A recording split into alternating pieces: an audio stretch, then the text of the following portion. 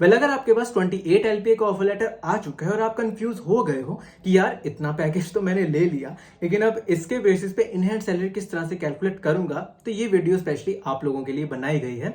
क्योंकि मैंने बहुत ज्यादा धोखे देखे हैं कि लोगों के पैकेज 28 एलपीए, 30 एलपीए, 32 एलपीए हुआ करते हैं, लेकिन जब मैं उनकी इनहैंड सैलरी कैलकुलेट करता हूं तो वो तो 1 लाख भी क्रॉस नहीं कर पाती। तो उस पर बहुत ज्यादा ऐसे कंपोनेंट लिखे होते हैं जो कि आपको कभी भी नहीं मिलने वाले होते। तो आपको ये चीज पता होनी चाहिए कि कौन कौन सा कंपोनेंट आपको मिलेगा और कौन कौन सा कंपोनेंट आपको नहीं मिलेगा। ये वीडियो मैं थोड़ी सी शॉर्ट बना रहा हूं क्योंकि मैंने ये सारे के सारे कंसेप्ट ऑलरेडी एक वीडियो में आपको प्रॉपर्ली इलेबोरेट करके बता दिए हैं। उस वीडियो में जब आप देखेंगे तो आपको प्रॉपर्ली पता चल जाएगा कि कौन कौन से कंपोनेंट होते हैं। अभी के केस में मैंने ये एक डमी स्ट्रक्चर लेकर बनाकर रखा है आप सब लोगों के लिए कि जिसमें आप अपनी वैल्यूज जब डालोगे तो प्रॉपर्ली कैलकुलेट कर सकते हो कि आपकी इनहैंड सैलरी कितनी बनेगी।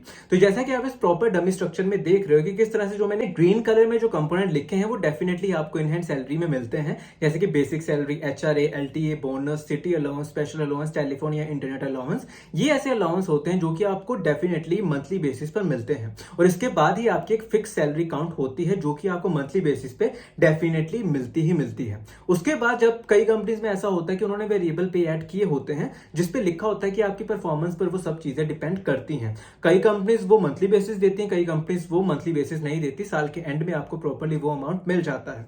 तो इस केस में क्या होता है कि वो 2% भी हो सकता है, 5% भी हो सकता है, 10% भी हो सकता है। अभी के केस में मैं 10% लेकर चल रहा हूं, तो जब मैं उसको कैलकुलेट करूंगा तो वो आ जाएगा आपका 2,35,000 रुपीज। तो जब मैं इन दोनों को कैलकुलेट करूंगा तो उसके बाद आपकी टोटल ग्रोस सैलरी आएगी, यानी कि जितनी सैलरी आपको किसी कंपनी के द्वारा मिलती है। तो जब आप इसको कैलकुलेट करेंगे तो वो आपकी बन जाएगी 25,85,000 रुपीज। उसके बाद कुछ ऐसे कंपोनेंट होते हैं जो कि आपको कभी भी मंथली बेसिस नहीं मिलते, जैसे कि पीएफ हो गया, ग्रेजुएटी हो गया, हेल्थ इंश्योरेंस हो गया। ये ऐसे कंपोनेंट होते हैं जो कि आपको कभी भी मंथली बेसिस नहीं मिलते। और जब आप इस सारे के सारे स्ट्रक्चर को कैलकुलेट करेंगे तो इन दी एंड आपके पास 28 एलपीए का ऑफर लेटर बन जाता है। लेकिन ऐसा कभी भी नहीं होता कि आपके पास जो 28 एलपीए का सीटीसी होता है उसी पर सारा का सारा टैक्स आपको देना पड़ता है, बिल्कुल भी नहीं।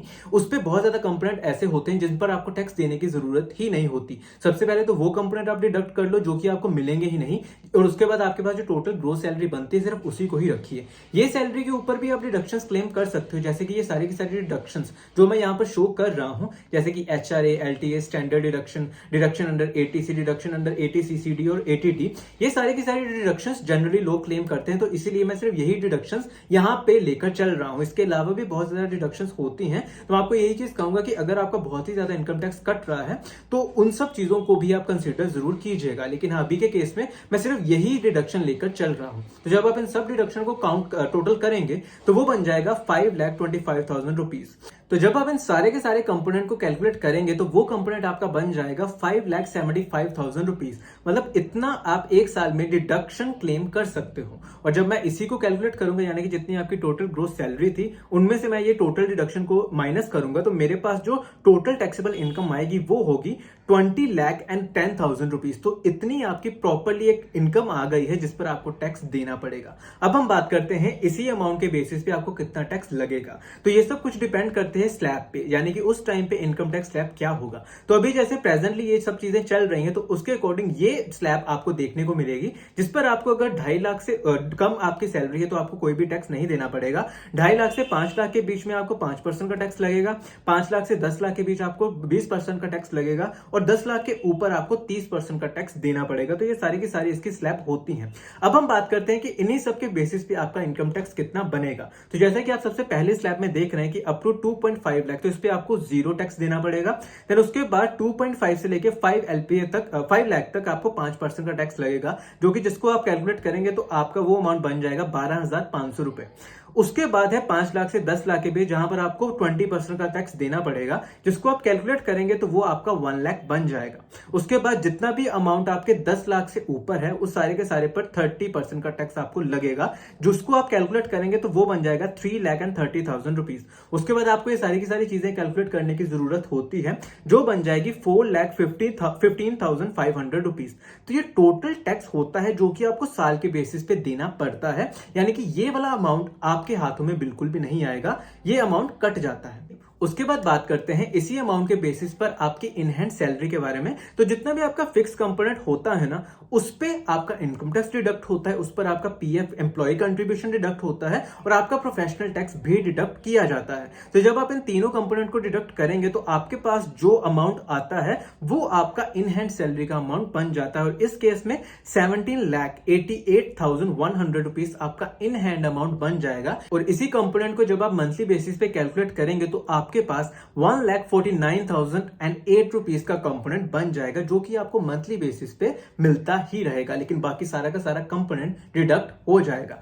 ये तो वो केस था जिसमें आपको वेरिएबल पे नहीं मिलेगा, लेकिन अगर आपको वेरिएबल पे भी आपकी कंपनी मंथली बेसिस पर दे रही है तो यही अमाउंट बढ़ के आपका 1,68,591 रुपीज हो जाएगा, जो कि अप्रोक्सीमेटली 1,70,000 के अराउंड हो जाता है। तो 28 एलपीए के पैकेज पे आपको मैक्सिमम से मैक्सिमम 1,70,000 रुपए मिल सकते हैं अगर आपका वेरिएबल पे भी मंथली बेसिस पर ऐड किया जाता है। लेकिन बहुत ज्यादा सिनेरियोज ऐसे देखने को मिले हैं कि जब आप किसी कंपनी में जाते हो तो बहुत ज्यादा लोग ऐसे होते हैं जो कि डिडक्शंस क्लेम करते ही नहीं है। वो कहते हैं कि जब हम आईटीआर फिल करेंगे तो वो सारा का सारा रिटर्न हम उस टाइम पे ले लेंगे। तो उस टाइम पे जो डिडक्शन ना क्लेम करता हो तो उस टाइम पे आपकी सैलरी कितनी बनती है उसके बारे में बात करते हैं। तो उस टाइम पे जो लोग डिडक्शन शो नहीं करते उनका सैलरी किस तरह से कैलकुलेट किया जाता है उसके बारे में बात करते हैं। तो जितनी भी मैंने आपको डिडक्शंस दिखाई थी, एचआरए आप 0 फिल कीजिए, स्टैंडर्ड डिडक्शन तो सबको मिलती ही है, तो ये आप 50% वहां पर लिख सकते हैं। उसके बाद एटीसी, ये वो वाला कंपोनेंट होगा जो कि आपका पीएफ में जाता होगा, तो आप वो भी कंपोनेंट यहाँ पर लिख सकते हैं।